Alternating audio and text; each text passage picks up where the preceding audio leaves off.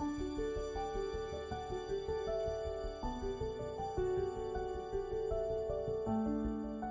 would describe Tracey as an authentic soul. She's honest, she's to the point. You always know what you're gonna get when it comes to Tracey, and I think that's what draws people to her. She helps everyone, and she does it with her whole heart. She's not a half-asser. Definitely not. So I've known Tracey for a long time. We actually met in 1989 when she emerged as a student recruit in our investment banking group at RBC Capital Markets here in Vancouver. And she was a very eager learner and was very, very quickly up to speed. She's taught me that giving back is important, that the human element of what we do is of vital importance. And you need to build relationships with people. She showed up one day amongst a group of women friends of mine and I who had started a new nonprofit organization working with at-risk young women.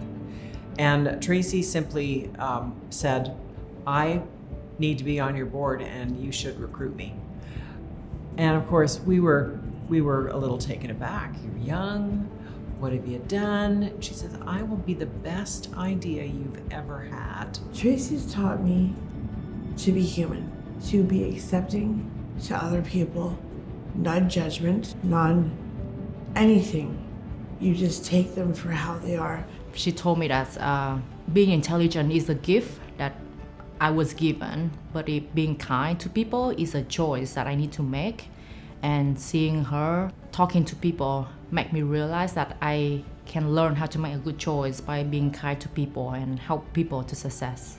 Tracey is one of these people with an incredible generosity of spirit, and she doesn't talk about this very much, but I'm aware of where Tracey has gone to extraordinary lengths, like flying across North America for the sole purpose of helping people that she knew were in need.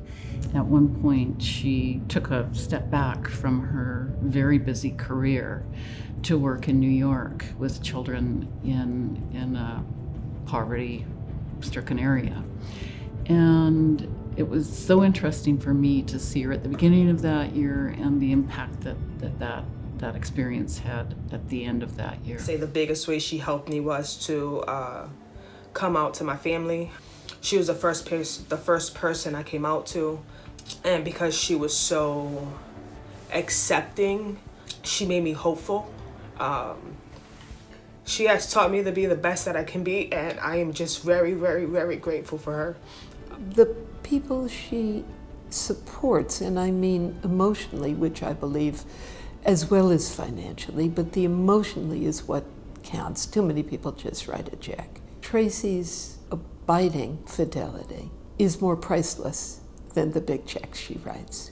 I always say that there are two reasons that people do what they do in the event of non-for-profits, or is they do it for social currency or they do it for social obligation. And to everything, there is always an exception to the rule. And I'm not saying this just because it's the video for Tracey, but it really is. Tracey is the exception.